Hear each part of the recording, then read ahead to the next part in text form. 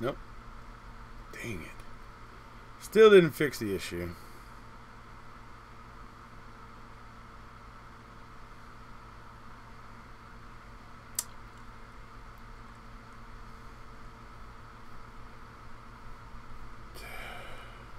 Alright.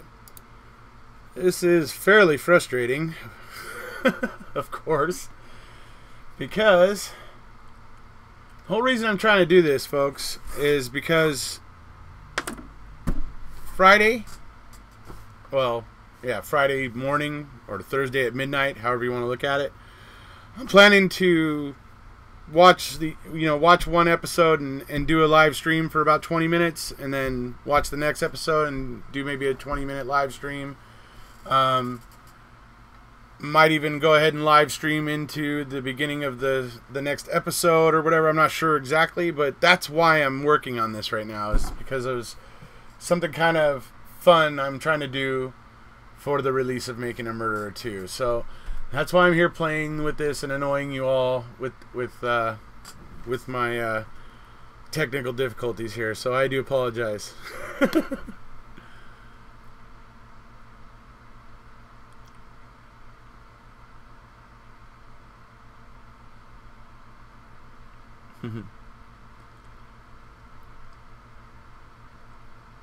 Yeah, so you guys should be able to see me, but I'm assuming you can only see me up in the top left corner, right? Yeah, so that's the one problem I'm having right now. It sounds like you guys can all hear me, which is good. And as long as I've got that, then if I can get this video to come through right, then I know I've got the problem solved, and I can go ahead and live stream during MAM2 tomorrow night. So that's what I'm trying to do. That's why I'm doing this. It's why I'm going through this here. Trying to figure out why. I just don't know why I can't get the video to go bigger. It should fill the screen, but I don't know. It's just going in that corner up there. So, alright, so what I'm going to have to do is, it looks like I got most of my problems worked out, but I'm going to have to go ahead and watch a couple YouTube videos about this encoder software, and most likely there I'll be able to figure out why it's not making my video full screen like it should. So yeah, I know I'm on the top left there. That's the current issue. I finally got the audio issue worked out. Now I got to work on why my video looks like that. Yes, OBS. I am using OBS. So change resolution. Alright, let's see if we can do that. Video capture device. Properties.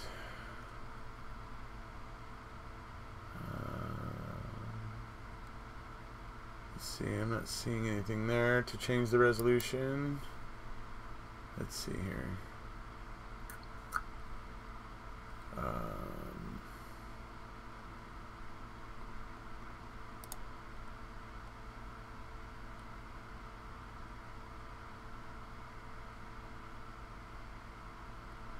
Filters.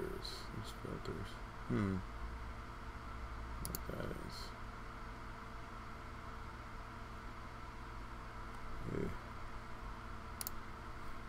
Yeah, that's the problem with these things. Let's see, you should be able to drag the corner. Yeah, I did stretch it out in my left side window. So, DCG, Steve, in my left side window, I have expanded it, and it's bigger. But on the right side window, it's still small, and well, it's not jumping right out at me on how I make that smaller picture fill the screen. So that's kind of what I'm dealing with at the moment.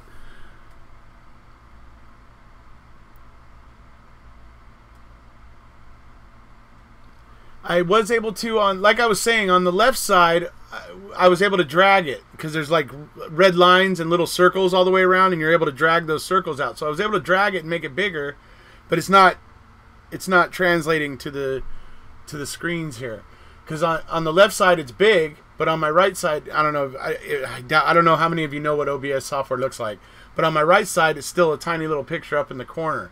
but on the left side, I have drug it out and made it bigger, and it fills the screen. I just don't know why that's not translating. Hi, Dave. Dave, I'm trying to test out my computer. I'm trying to get it to be able to go live. And so right now, what this is a working out the bug session. I'm just trying to figure out. Well, I already got the audio issue worked out, so that's good. I'm 50% there. Now I just got to work out this slight video issue as to why I'm only appearing up in the top left corner there. So, studio mode is illuminated. Yes.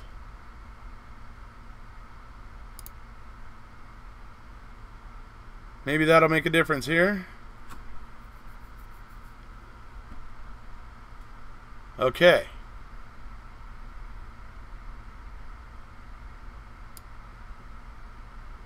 Don't really want it to do that, though. That's...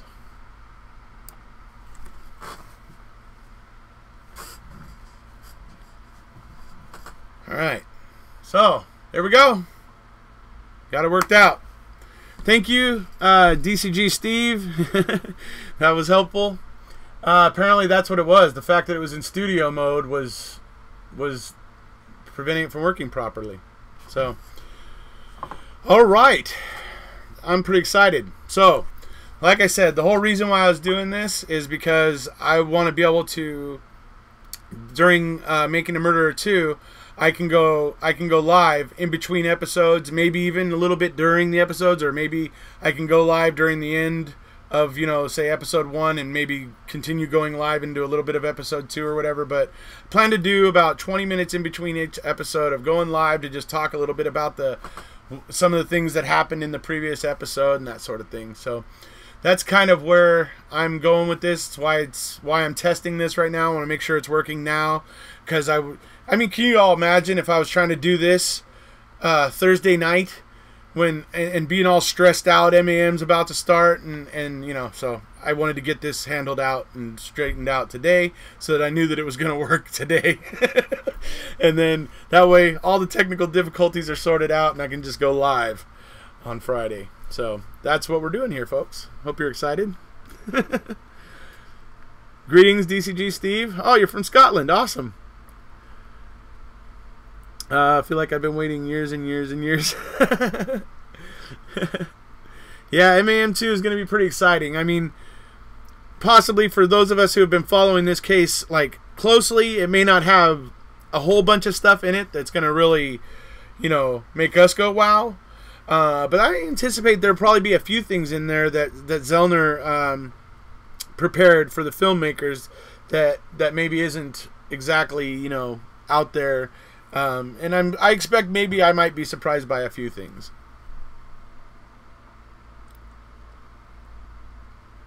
Hi, Anna. It's great to be live, and it's great to have finally gotten my technical issues worked out. So that is absolutely stellar. So now I can finally stream from my computer, because in the past what I had to do was I would put my phone up on a shelf where my camera is. I'd put my phone there and turn that on so that I could live stream to you guys, and then I would just bring the video up on my computer so that I could see you guys, your text and your comments, so that I could respond to you in that way. So this is going to make this a lot easier. Now I can just open up my encoder, open up YouTube, turn on, start streaming from my encoder, and boom, it's just a lot more simple now.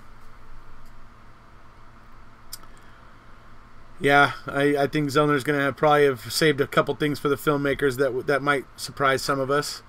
But I think I have a feeling that, like, for those of us who have been in the trenches for the last 2.5 years, I imagine there's a lot of it's not going to be shocking to us or anything, but there may be certain little aspects that, to certain things that we may get more of Zellner's explanation about some of this evidence and stuff. I anticipate hearing her speak more about the evidence itself, and that type of stuff. That's kind of what I'm really excited about.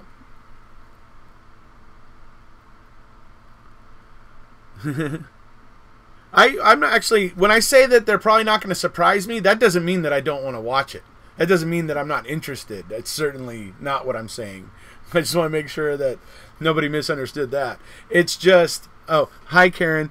It's just that I'm just anticipating that, you know, there's going to be, for those of us who have been in the documents and we've been reading all of the filings with all the courts with Stephen and Brennan, and I mean, I'm just saying, for those of us who have been watching and following along, there may not be a whole bunch there that's going to shock us, but I anticipate there will still be some things in there that will be very interesting, and I am very, very excited to watch and find out what some of those things are.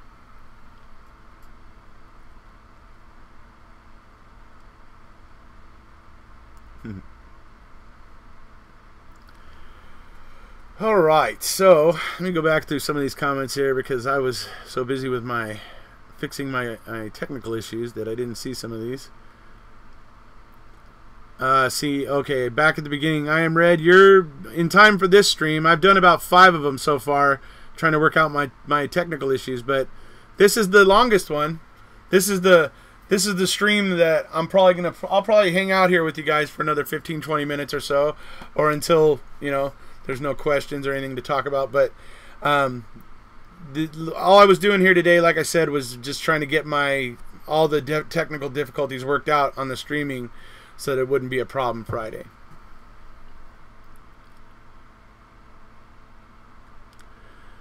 Well, if Zellner comes up with whatever she comes up with to get Stephen free, that whatever that is most likely going to translate and relate to Brendan's case. Most likely, because if you create doubt that Stephen did this, if you create doubt that Stephen was involved, yeah, I mean, believing that Brendan Dassey acted alone is beyond laughable. It's so far beyond laughable that, yeah, if something happens in Stephen's case, it's gonna cause something with Brendan's case. It's gonna cause. I'm not exactly sure what it's going to cause. I don't know if it's going to cause more legal minds to get involved and start browbeating the people that are allowing this to happen. I don't know exactly what shape that's going to take. Hopefully, we're going to find out in MAM2. We're going to hear from Laura Nyrider and Steve Drizzen, and we're going to hear what they have to say, most likely, hopefully, about what the next step is for Brendan. So that's, you know, like I said, there are going to be some things there that could be interesting that I don't already know or, you know, haven't already heard. So those are some of the things that I'm really excited to tune in and hear about.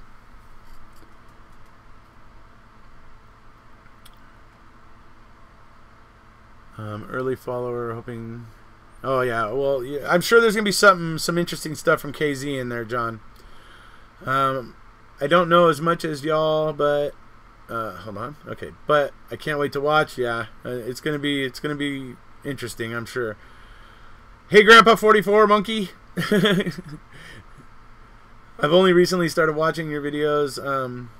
I'm finding it all very, very interesting. Well, thank you, DCG Steve.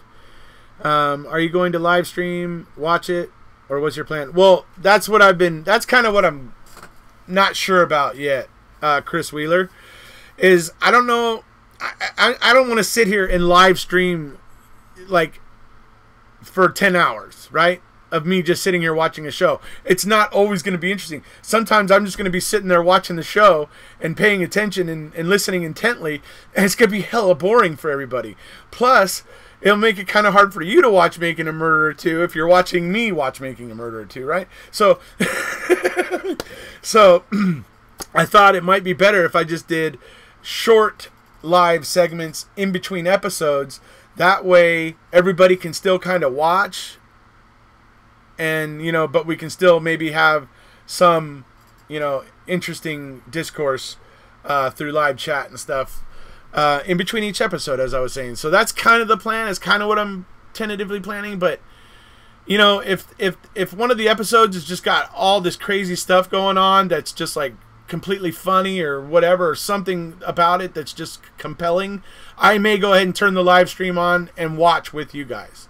We just got to play it by ear. We got to see how it's all going to go.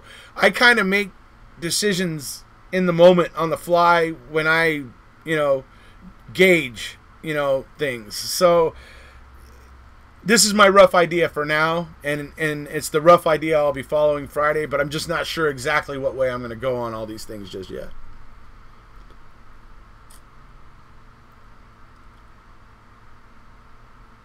Hello from Salford. Hello. Hi, Parky Lee. Let's see. Brendan is where he is because he invented a story that was never proved by evidence. Well, I wouldn't even say that he invented it. I would say that it was fed to him and he regurgitated it. So if anything, I wouldn't say he invented it, he regurgitated it. But yeah, I take your point, John Cordy. I guess it would be an episode by episode recap, Chris, because yeah, I'm planning to do live segments in between each episode and talk about what I watched in the episode that I just got done watching. So yeah, I suppose it's going to be a episode by episode live recap.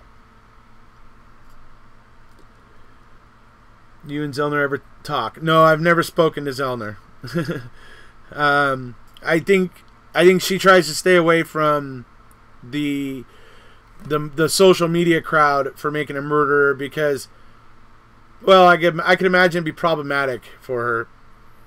So, you know, but no, I have not ever talked to her. What are the odds of getting certain LE charged as well as the certain prosecutors involved? Well, if you listen to the recent awards ceremony that Zellner she just received an award recently, and at that acceptance speech, she was talking about how in our current system, these prosecutors and these law enforcement officers have complete immunity, and that immunity doesn't just apply to them on the job. That immunity has now been stretched and is now protecting them even when they're not on the job. So if they shoot somebody when they're off duty, like for instance, recently there was a case where a female officer came home. She was drunk. She went into the wrong apartment and somehow ended up going into the wrong apartment drunk. And the guy whose apartment it was sitting on his couch or whatever watching TV, and she shot him and killed him. Her immunity protected her. So, you know, these are the types of problems that exist in our system. So it's going to be hard. But if enough people get on it and enough people stay on it and you get the right, you know, the right people in power, you know, thinking the same way you do, then it's possible. Yes, then it could be possible at that point. But kind of what I'm trying to say right now is that kind of the way our system is currently set up is that all these jerks have immunity and they have no reason to fear being jerks.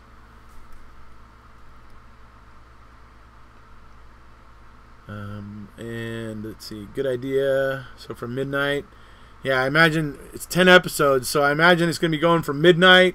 And if I'm doing live broadcasts in between each episode, I'm going to probably be finishing up around noon on Friday. Probably is when that's probably going to happen. That's a guess at this point, but yeah.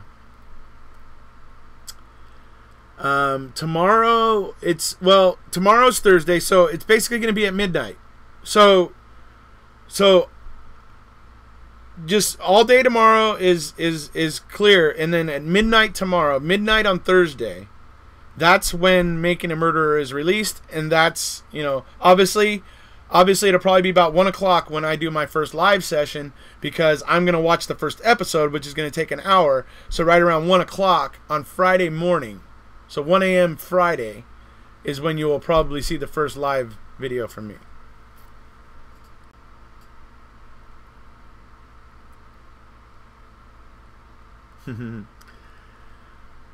Yeah, Steven's, you know, I totally see myself going having a beer with Steven and his brothers and stuff at the yard at some point.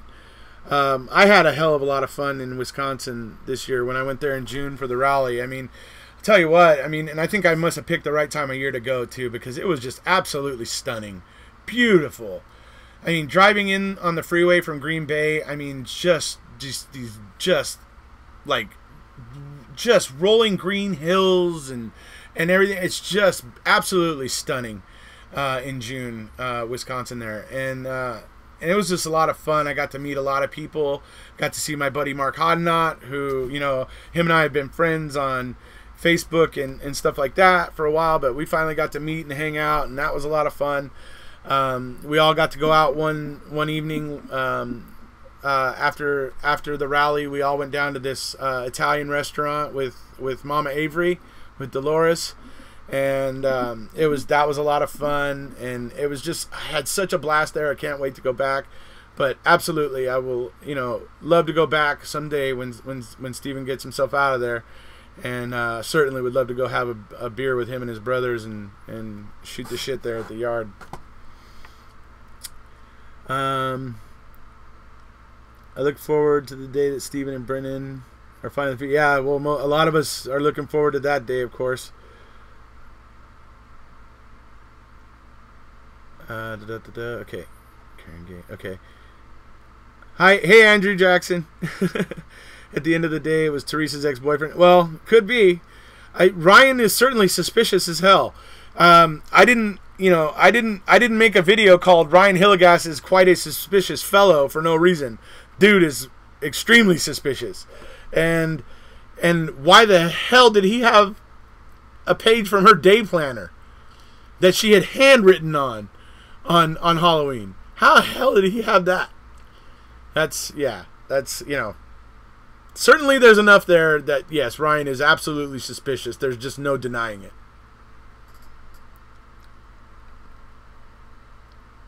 Immunity is insane, especially for creeps like, yeah, absolutely it is. I mean, that needs to get amended pronto.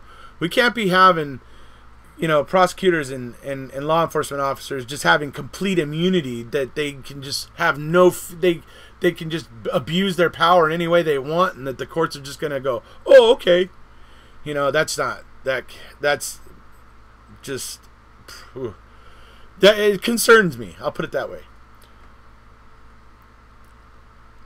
Oh, are they 40 minutes long? Okay, so you might instead of at 1 o'clock, it might be around 12:45. My first live sesh goes up.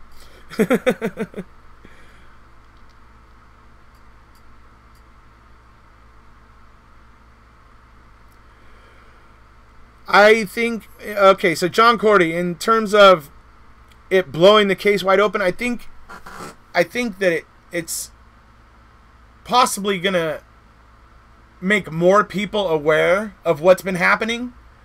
Because I think a lot of people watched Making a Murderer, and they maybe hung around in the groups and did some research maybe for about 6 months, but then I think a lot of people just lost interest or whatever, went back to whatever, you know, something else they were interested in their real life or whatever, right? So I think a lot of people weren't following along and just don't know a lot of this crap that's happened in the meantime, right? So I think what's going to be good about MAM2 is that all of those people who lost touch with the cases after MAM came, you know, after, say, 6 months after MAM, they're now going to tune in and watch MAM2, and they're going to get updated on all the freaking drama and crap that has gone down since then. So that's really, for me, that's going to be the big help here, is that more people are going to get educated about what happened here. More people are going to be informed, and for me, that's a big deal.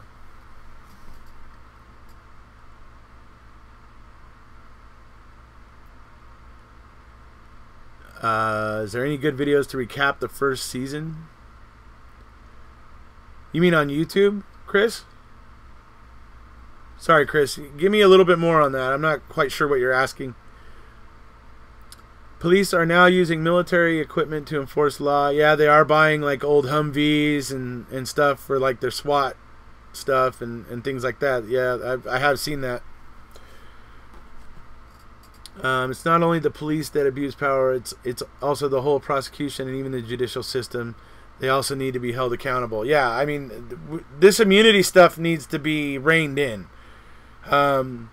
If they want to do a certain amount of immunity for these prosecutors and law enforcement officers on the job, okay, sure, some while on the job, but if there's just gross negligence and or obvious misconduct, then the immunity has to be amended. The immunity has to be taken away or amended, in my opinion. where they treat people like terrorists. I'm not sure what was it. Oh, okay, I see what you mean. You're saying that with, okay, so in terms of James's comment here about the military equipment being used to enforce the law now, he's saying where we, where we treat people like terrorists. I don't know. I haven't seen those things a whole lot. I imagine those things end up getting used when they go to raid a drug house or something like that, where they know that there's likely to be people that have weapons and guns and things like that, and so they're trying to get some protection. I don't ever really see them used like pulling cars over on the highway, so not sure how far that goes exactly.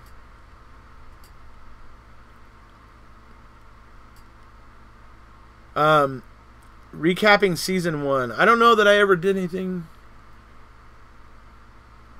I guess I could suggest, Chris, my my reviews of Sean Atwood's book, Making a Murderer.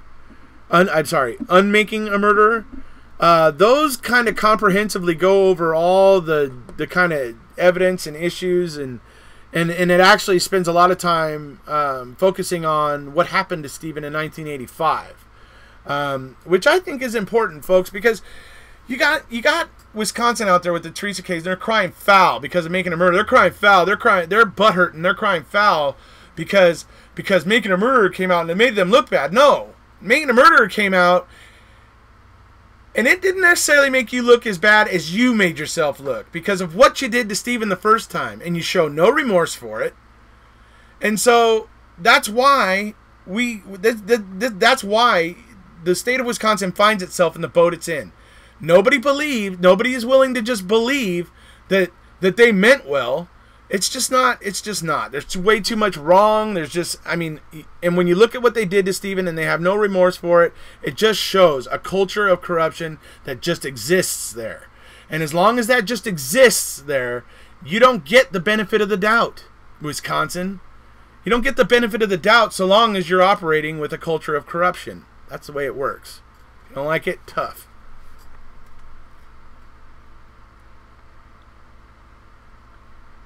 Dean and Jerry versus KZ. Who's impressed you the most? I am on the fence on that. I'm on the fence on that one, Paul. Hi there. I'm following you. Okay, so any excellent videos showing the dreadful errors made. Can't wait to see justice done for it. Oh, thank you, Sandy Knits. Grandpa Monkey. Let's see.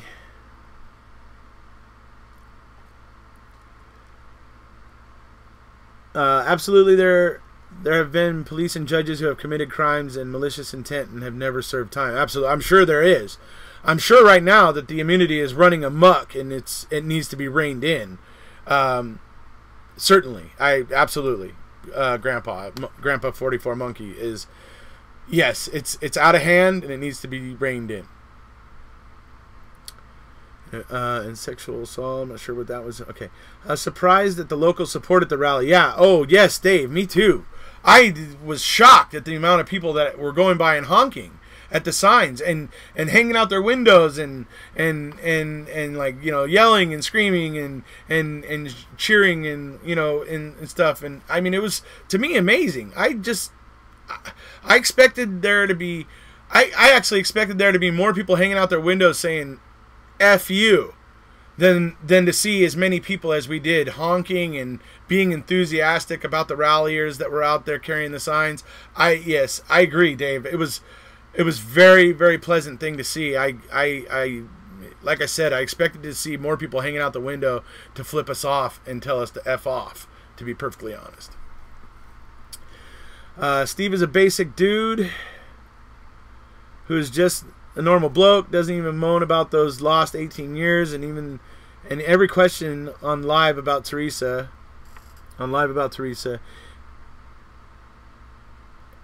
showed he was just an honest dude and never changes his story. That's the true thing, John Corday. That's the one thing. You can't go back and look at any point where Stephen Avery's been caught in a lie. You can go back and find all kinds of them where the state agents of the state have been caught in a lie. Ken Kratz, Tom Fassbender, you can go and find all kinds of them where the agents of the state have been caught in a lie, but nobody cares about that. But Stephen has never been caught in a lie. And they're so desperate to say that he did lie that they try to say that he changed his story about what happened when Teresa came there. There's so many things that go on that are just ridiculous. But the fact of the matter is, the only people who've been caught in a lie when it comes to this case are members or agents of the state of Wisconsin, or Manitowoc, or Calumet. So, accountability is key. Prosecutors and officers essentially hiding evidence or creating a needle in a haystack situation, exactly like with the computer and the DVDs, so the defense has no chance. Right, exactly. They're stacking the deck. That's doing things like what the prosecution did with the Dassey computer and the report and the CD that was created by Detective Ely. Everything, all that was going on there. That was all they were hiding it. They were obscuring it, and there's no excuse for it. And they were, like he said here, creating a needle in a haystack situation. Because you hand over those 7 DVDs, it's just a massive amount of information. Nobody knows, well, I shouldn't say nobody. The state knew what was there, but they were busy hiding it and putting the CD in Tom Fassbender's personal custody. So Dean and Jerry had 7 discs full of computer information. They have no idea if there's anything on there that could help them. All they know is they're 3 weeks up before Denny, and they got things to do. And going through an entire hard drive of a computer, which it took a computer forensic expert 16 days to do, right? So,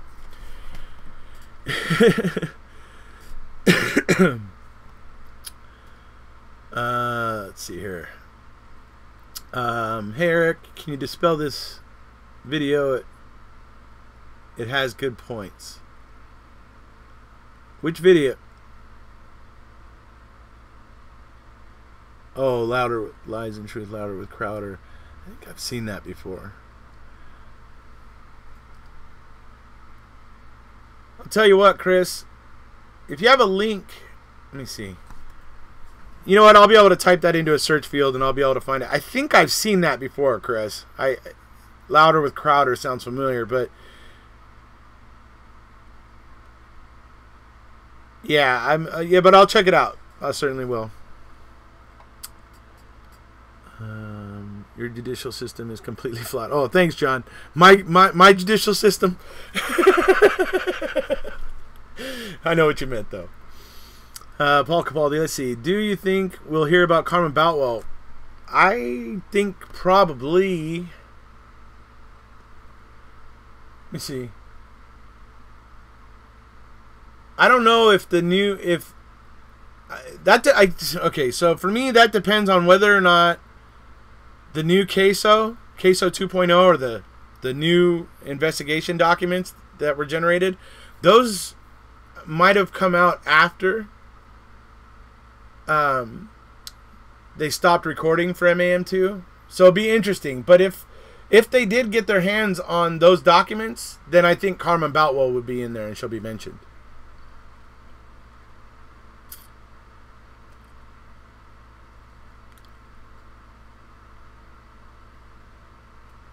Zellner is leaning more towards Bobby and Scott's guilt. I sure wish that they would address other suspects, because for me personally, whoever the person was that was harassing Teresa on the phone, that is somebody I am extremely interested in. That is somebody that I am very interested in. I've never read anything in the documents, anywhere in the court documents, anywhere in the investigation report, nothing that talks about looking into that person. And clearly Tom Pierce was very concerned. Clearly. And so that person concerns me. And I want to know who that was. Now, some people are saying it was Ryan. Okay, if it was Ryan, fine. But we don't know, because the prosecution in Calumet and the state decided that they didn't need to look into that. And why? Because it was something that was going to point away from Avery. So they did not want to take one step down that road, because if even one thing popped up, it would have blown their case against Avery. So at least at least by not investigating it, that's the door that they leave open for me to criticize. So, and like I say, it makes more sense that somebody who was harassing her and making harassing phone calls to her, it makes more sense that somebody like that would have the motive or have the desire to potentially harm her and all that. So, and we all know Stephen had no motive. There's no motive for Stephen. But with this person, whoever they are, that I think they're clear motive. They were very interested in Teresa for whatever reason, and they were harassing her. So that's somebody I'm very interested in knowing about. He does have points, and you're both knowledgeable. Let's see here. You have my support, Eric. Catch up later once a new series unfolds. Well done putting this out there. Yeah, see you later, John. My opinion is I have a family member on the police force. I asked about the conflict of interest. He said no officers are allowed on or in the property, even if they are escorted. So they shouldn't have been, but they were. But absolutely, the conflict of interest was not taken care of. It was not addressed. They talked about it. They talked a big one, but did nothing.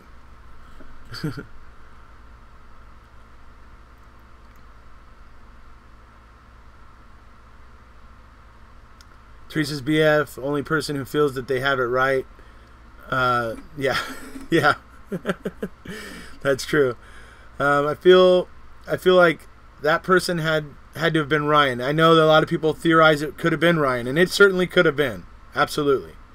As a domestic violence victim, the only person I would avoid the way she did would be an ex, right? So I agree. It could be Ryan. It's absolutely could be Ryan. The point is that we don't know definitively. That's what tells us that the prosecution never looked into it, because they were afraid to take even one step down that road. Because if even one thing came up, it was most likely going to blow their case against Avery.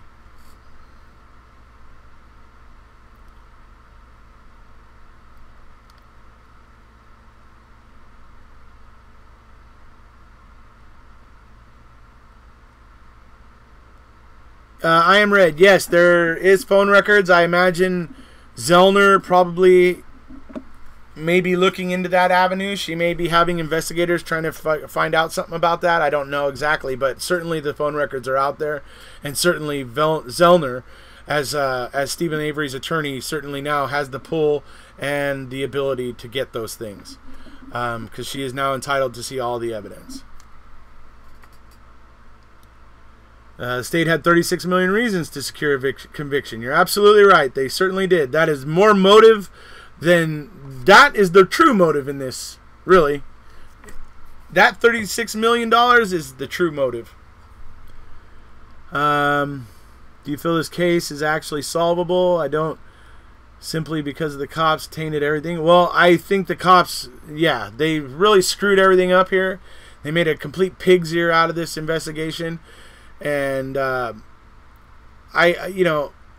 hope it is. I hope it is solvable. I think there's plenty of evidence to suggest that the state was not dealing fairly, not dealing on the up and up, like they were trying to hide something. And yeah, it's just a mess, really.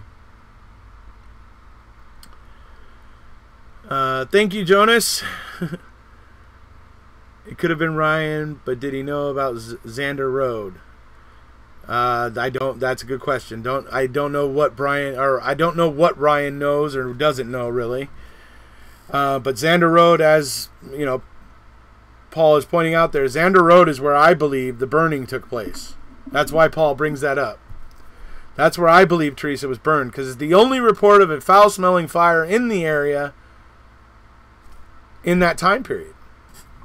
So that's what I feel about that. When Fassbender took the stand and Jerry gave examples of avenues of interest such as family members and ex-boyfriends, I always find it amusing that Fassbender agreed knowing only Stephen was looked at. Right. Yes. Yeah. They're not even afraid to they're not even trying to hide it. Yeah, we were just looking at Stephen. We're just shoehorning him in. Can't wait to watch MEM2. Hey, I'm right there with you. Here in the UK, you don't have to say who is guilty in order to find the person on trial innocent. So why they are allowed to say that if the jury found Stephen innocent, the cops were guilty? Oh yeah. Well, that's true, but you see the reason the argument that Dean and Jerry were having to make as to why Stephen was innocent was because all this evidence had shown up, and it's the cops who were trying to secure a conviction. That's it's a sticky mess, but yeah, that's why they had to impeach the officers. Essentially, they had to impeach the law enforcement in this to throw the evidence into question to attempt to get the jury to side with Stephen. So that's what it came down to. And to be perfectly honest, I mean, I personally think Dean and Jerry could have done a little better at showing just how wonky all this evidence is. A lot of it just doesn't make sense. It's just odd in certain ways. I mean, I don't know. I can go over and over and over it. I mean, one of the big ones is the bullet, the damn bullet in the garage. Number one, it's found 5 months later, but number two, it's clean. It's a clean bullet, and it's sitting on top of the veins of the concrete dust that are left there from when they jackhammered the crack looking for Teresa's blood in the crack. And that dust is not on the bullet. And the bullet's sitting on top of the dust. Think about it, folks. Lead is one of the heaviest elements. Lead. Lead is what bullets are made of. Slugs, right? It's lead. Lead is one of the heaviest elements.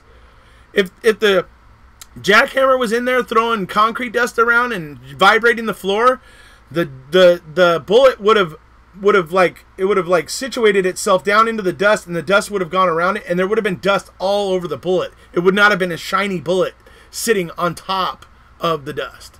I mean, that's just one example of why the evidence in this case is just ridiculous in the extreme.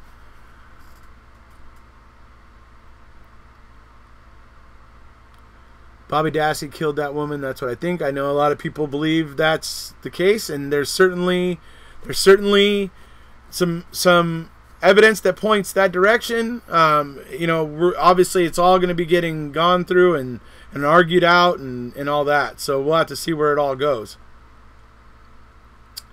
We have no evidence against Stephen Avery, but do we have him in custody yet? Right, Jonas. Absolutely. Hi, Karen Pearson. Thank you. Marissa, this case is so tragic, not just for SA and BD, but because true justice for Teresa Hallback really always going to be a guess. And that's absolutely true. That's really, as much as Calumet and Manitowoc and the state of Wisconsin failed Stephen Avery, they failed Teresa and her family to at least an equal degree, if not more, in my opinion. Even if by some long shot Stephen actually did this, then law enforcement and the prosecution there in the area, they did Teresa a dishonor by making a complete pig's ear of this investigation, causing it to be called into question the way it has. That's the truth of it.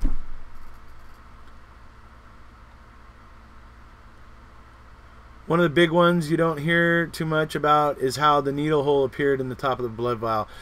Yeah, the blood, that hole in the top of the blood vial, I never cared about that. That was never important to me. What was important to me is the broken evidence tape, because you can tell that had been opened once when the nurse opened it up to do that thing and poke it. Poke the top of it and put the blood in, or whatever it was that the nurse did the first time. And then they resealed it with evidence tape. Then that tape was broken with no explanation. And then it was resealed with plain ordinary Scotch tape. If you were opening it with and you had the justification to be opening it, like you weren't basically you were authorized to do so, it's a simple matter to go over and get a new piece of evidence tape, put it on there, initial it with the date, right? If you're authorized to be breaking that tape, it's a simple matter to get new tape to put back on it. But yet, that's not what happened. Plain ordinary Scotch tape was used. Will Denny play anew in a new trial of his own? Denny will always be a factor. Absolutely. Denny will absolutely be a factor in a new trial. Denny is going to be a factor in any trial.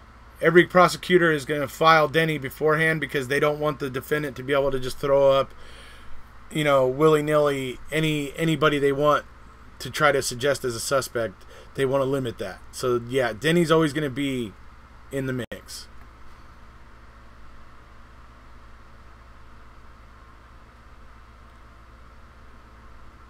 The Bones. Even Kucharski, Aliens fan, had a camera and knew how to use it. Too bad he didn't have his aliens out there taking pictures for him. Oh, man. Do you expect that Stephen will get a new trial, or do you think he will be exonerated? I'm thinking he's going to get a new trial. I'm thinking, if anything, that's what he's going to get. He's going to get a new trial because, like has been said earlier, the evidence has gotten so screwed around, and so it was collected so poorly and badly and mishandled in so many ways that it's hard to say that they will exonerate him completely. But I could see a new trial, certainly, where the evidence is going to come out a little different, and possibly a jury might find that reasonable doubt. Let's see, Jonas. Okay, please adjust the focus. That I don't know how to do exactly for you because it's already started, but let me try.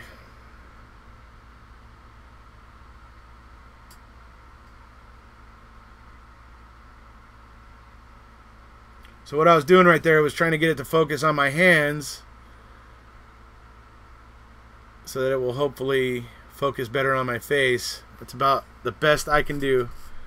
Hopefully, hope that cleared it up a little bit for you.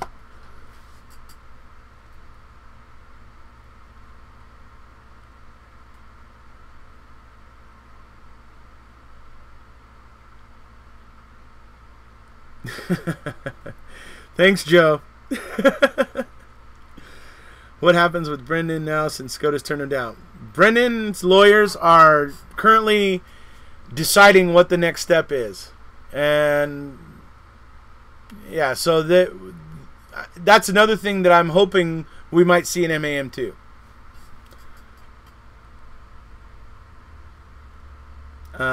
Yeah, that evidence box looks super shady. Yeah, absolutely. The Scotch tape was super shady, super ridiculous. If Brendan gets released, what would that mean for Stephen? See, in my opinion, Brendan getting released, I don't know that it actually directly affects Stephen's case, but gosh, in a kind of a peripheral sense, it kind of undermines the confidence in that verdict, right? I mean, to my mind.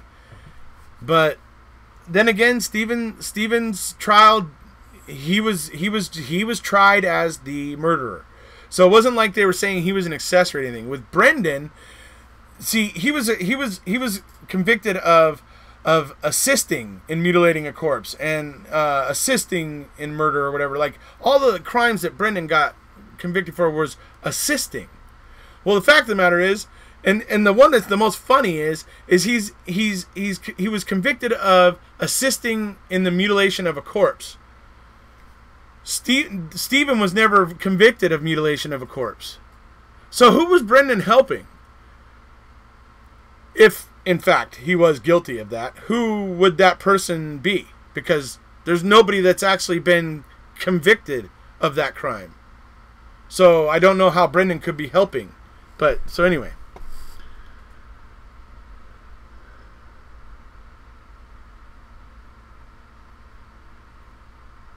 Yes, evidence would be initialed and dated, and yeah, absolutely. Proven innocent, think Kratz will ever apologize? No, Kratz will never apologize. It's not in his DNA. He's not wired that way. He will never apologize. Do you think Ken Kratz will face prosecution when the truth comes out? No. I believe that the same thing will happen here that happened with his, with all that stuff that went down with him and the the victims of domestic violence. I believe it's all going to go the same way. Okay, so Joker, it's easy to say that, but the day-to-day life of those places don't end in people questioning why such and such a tape was used. So, okay, so Joe thinks that not using evidence tape to reseal a box is perfectly acceptable. I disagree. Hey, Mark. I mean, who thought people would be suggesting crooked police came in and stole some blood in lockup to plan a murder? Well, the only reason that claim gets made, Joe, is because of the way things were handled. The clerks left that box out, not in the evidence room or where it belonged, but because so many people were coming in to look at that box all the time, the clerks left it out in an area where, you know, more people had access to it.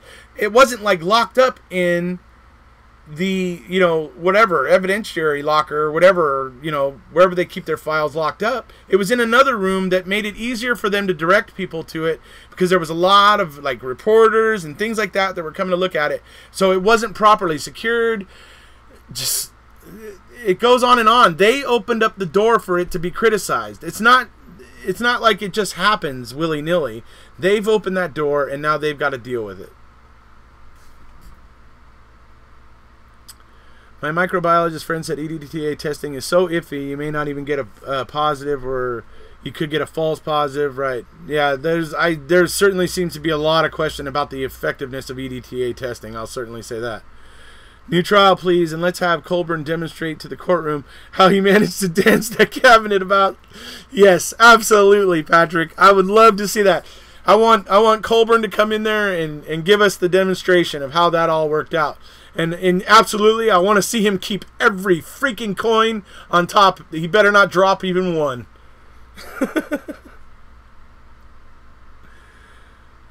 Absolutely right on Kratz. Yep. I think I raged the most when it was claimed that during Brendan's trial that they had several days to clean it up. Yeah, I know. So ridiculous. Love your videos. Oh, thank you, Patrick. What's your view about pretrial public press conferences?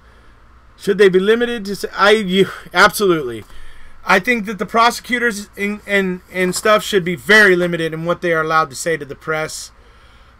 Certainly not that long, ridiculously just dark narrative that Ken Kratz put out. That's got to be unacceptable. I mean, you're prejudicing an entire area of people where you're going to be drawing a jury from. You can't do that. It's not fair. It shouldn't be. And I absolutely do not approve of pretrial press conferences. I mean, if you want to do a press conference and say, these are the charges, we have arrested so-and-so, we are still investigating at this time, that sort of thing, fine. I can go along with that. But if you're going to sit there and roast your suspect in that press conference, you stepped over the line.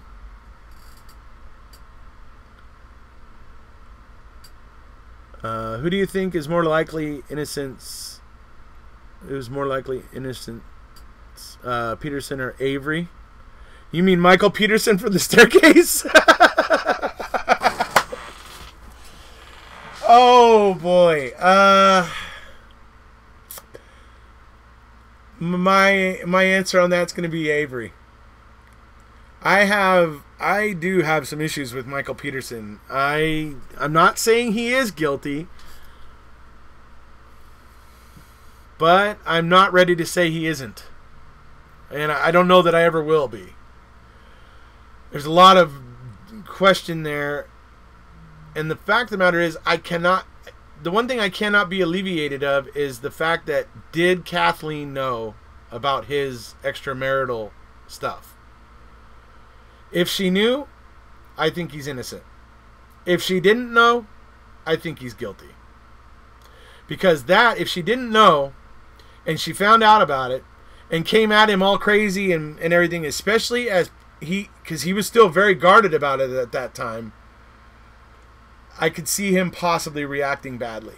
So when it comes down to it, for me, the big question is, did Kathleen Peterson know about his extramarital affairs or not. If she knew, I think he's innocent. If she didn't know, I think he's guilty. So that's where I stand on that one.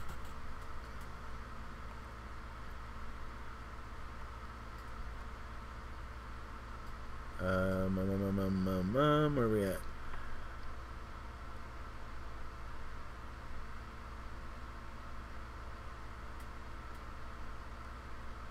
Let's see. Okay, Capaldi. KK will never apologize because he would be admitting to the Hallbucks that he was wrong. Exactly. Remember how Candace forced the DA to keep re-pursuing Mike Peterson? Absolutely. The family is still at this point backing Calumet, Manitowoc, all that.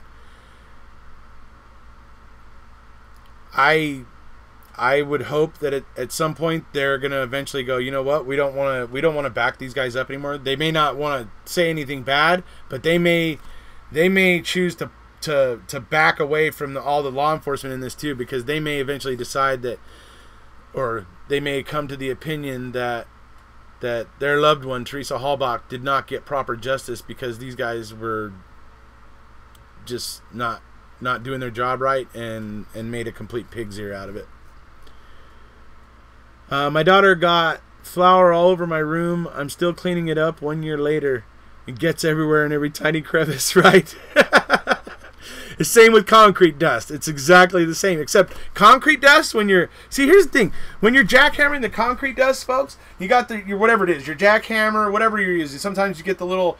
You can get the little hammer drills and whatever, and you just, chip things out. So... But what you do is when you chip out that concrete, it creates a fine dust.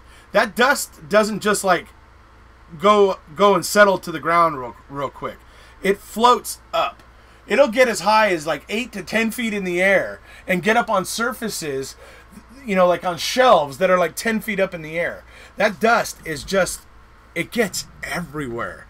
Every freaking where. I don't know how else to explain it. I'm probably going to end up doing an experiment with people where I'm going to go ahead and pour a little concrete block somewhere, like, find somewhere where I got a little room where I can sit there and use a hammer drill and hammer on that thing so that everybody can see the amount of dust that would get thrown around, and then just go around after and show you the concrete dust on all the tops of TVs and surfaces that you wouldn't normally notice, but that's where you'll really see the buildup.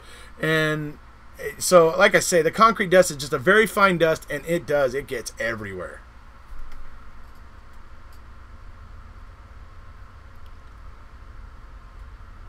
Okay, based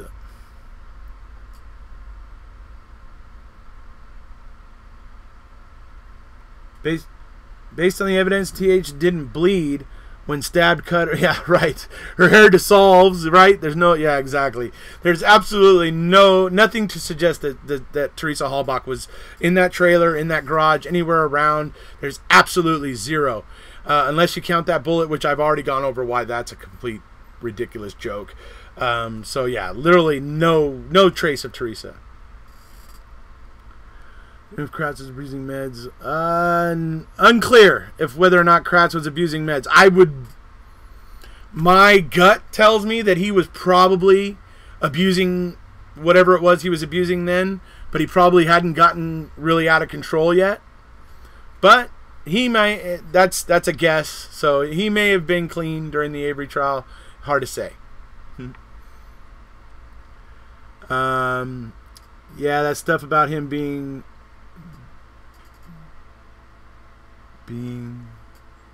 I can see him killing her over that, right? Oh yes, about him being, yeah, right. Yeah, I think if she found out about, because he was, like I said, Chris Wheeler's talking about Michael Peterson again there, by the way, folks. Like I said, he was very guarded about his homosexual, extramarital affairs. I think he probably felt shame. He didn't want people to know that he liked guys because he enjoyed the reputation of being a man's man, and so I imagine he was still very guarded about it at that time. So if she didn't know and she found out as guarded as he was, I could definitely see him reacting badly and doing something incredibly stupid. So that's why I'm still on the fence about Michael Peterson, because to me, I'm the reasonable doubt is not completely removed for me. I'll be the first to admit I handled it rather roughly. So roughly, a Toyota key fell from my pocket onto the floor because it sure as hell didn't come out from the cabinet. Yeah. That's funny, Andrew. VOD, Scott Taddick and Barb Taddick said she left the Avery salvage yard, according to the telephone call at prison. Absolutely, they said that, yes. But that's not what Bobby said when he was interviewed by Dietering, Detective John Dietering. That's not what he was saying. But it might be that interview took place before they decide, before they change their story again. Problem is that the whole story just keeps changing. It makes Bobby's word completely meaningless, to be perfectly honest. Blaine said Bobby was driving a green car on that day. The Blazer was black, I believe. Yeah, a green car would have been Teresa's, so I'm not sure how that goes. Kim Kardashian could possibly get Avery pardoned. Was she gonna go shake? She gonna go shake her booty for Scott Walker? I don't know. I'm not sure what Kim Kardashian could do, but if she can help, more power to her. Let's see. If Mike Peterson was annoyed enough to kill his own wife, why no skull fractures? Okay, I didn't say annoyed. Annoyed is not the word. The word would be terrified that his secret got out, and terrified that his wife was about to leave him when she found out about it, and terrified because he no longer had any income. And he basically was, they were getting by on Kathleen's money. They were surviving on Kathleen's money. So that is why. Has nothing to do with him being annoyed by her. It's him being completely sent into fight or flight response because his most darkest, dirtiest secret just got discovered by somebody who could seriously cause his life to go downhill. She could divorce him, and then he would be penniless. He would be, he would have been in a bad situation. What I'm saying is that is a possibility. That's why I say if she knew, he's innocent. If she didn't know, I think he's guilty. I don't know how else to make it any clearer than that. But I will say that Michael Peterson received, the crime lab, everything that was going on in that case, the prosecution was pulling some pretty dirty tricks. And you're absolutely right, Paul. What on earth causes lacerations but not skull fractures or brain injury? That to me is a huge problem. So I agree with you 100%. It's one of the reasons why I still feel that there is reasonable doubt for Mike Peterson, because I cannot explain how Kathleen Peterson got those injuries if Michael Peterson was beating her in a fit of rage. It is one of the biggest problems I have with the staircase, with the Michael Peterson case, Paul. Hi, Audra. And one of the sisters flipped at the end and went against her dad. Did one of them? I don't think they did. I know Kathleen's daughter flipped. At first she was supporting Michael, but then she flipped.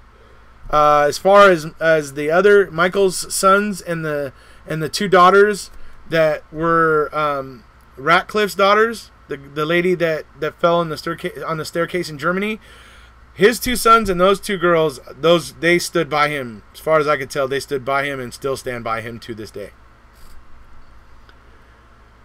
Yeah, Peterson definitely had a lifestyle that depended on positive public perception. He certainly did. In my opinion, the crime scene itself does not say murder with Peterson, but there is plenty of motive and means. Absolutely. It is correct Is it correctly that George Zipper's garage was demolished after the murder? It was, yes. It was demolished and like rebuilt. That was like about a year and a half ago, I think, something like that. Why didn't they use the metal detector in the garage before jackhammering the floor? Well, because they were looking for blood, and blood wouldn't, I don't know, blood wouldn't show up on a metal detector as far as I know. Yeah, so as far as I mean, I don't know what a metal detector would do because they were looking for Teresa's blood. Okay, so wow, okay, I got ignored. Guess I'm not asking a good question. LL Grace, what was your question? Hold on, I'm gonna go back up and find it.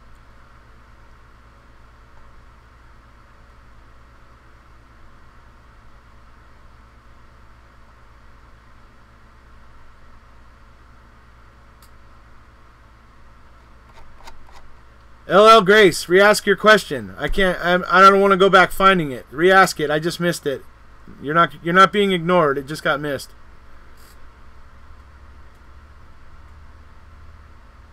In the staircase, there's an actual scene or a crime scene, right? That's certainly one of the differences between Avery and the Peterson cases.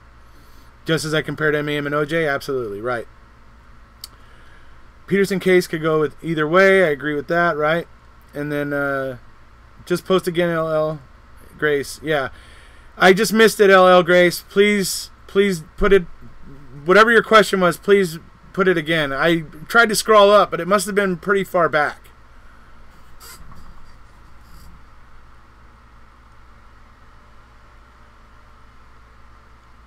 Roughly.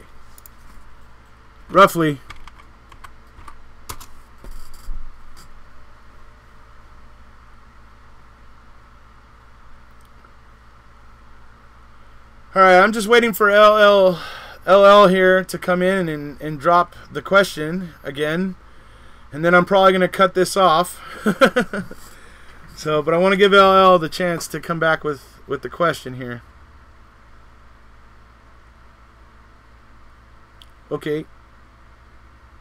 Okay, we'll just re-ask it.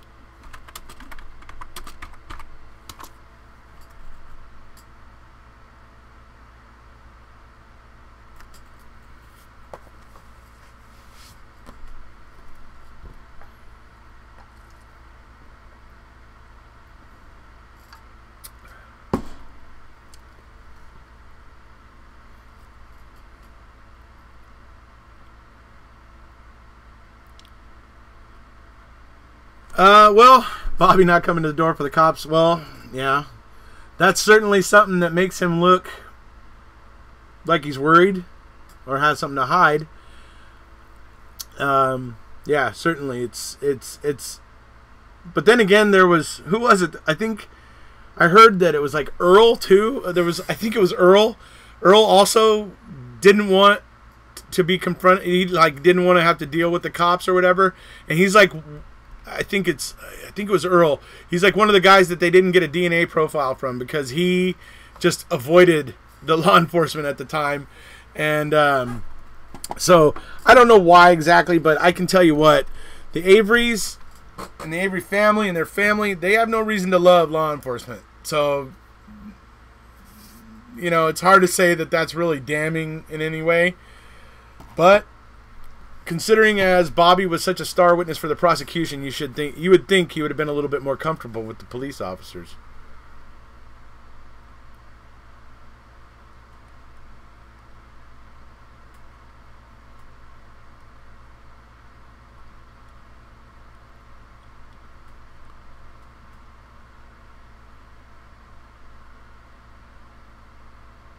You can't get over the marks on Ryan Hillegas, yeah.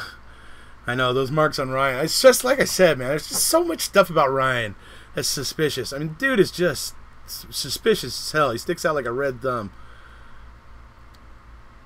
Yes, oh, thank you guys. Thank you, everybody. Yes, remember to check the Louder with Crowder video. I will do that, Chris. And screaming down the phone that he will put Steven in the ground. Right, yeah. That didn't make Scott look too great when he said that. Absolutely. Not the type of thing that you want to be caught saying especially when connected with something like this. But he said it. You know, I think Scott makes kind of maybe some poor decisions at times. But, you know. Okay, so yeah, so thank you everybody. It's been fun. Like I said, you'll see me tomorrow, well, Friday morning, 12:45ish. And that's when I'll be going live and doing a little recap of the first episode. And hey, who knows? Maybe I'll let my live stream go 10 minutes into the second episode. We'll have to see. Unfortunately, I'm here watching with somebody else. By the way, folks, when I go live and stuff on Friday and stuff, you see how clean, you know, my studio is and everything, right? It's all nice and cleaned up and orderly. Probably not going to be that way. Me and the person that I'm going to be watching with are going to be here. There's probably going to be some blankets and TV trays and beers and so my studio is going to become a viewing room. So please don't mind the mess. So that's about it, folks. That's it for this live stream. It's been fun, and we'll see ya.